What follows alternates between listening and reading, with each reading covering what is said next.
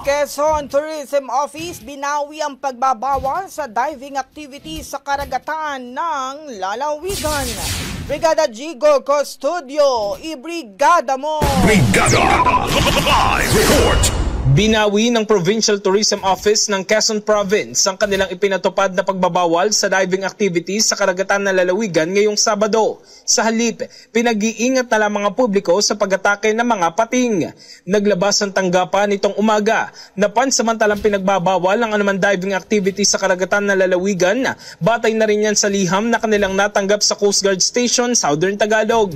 Hindi daw kasi ligtas sa ganitong gawain ang lagay ng karagatan sa ngayon at may ilang kumpirmadong ulit na din ng shark attacks. Matatandaan nitong Huwebes, nasawi ang 2 Russian divers na lumakas ang agos ng tubig habang nag-scuba dive. In the heart of changing lives, ito si Brigada Jigo Custodio ng 105.1 Brigada News of Manila, the Music and News Authority.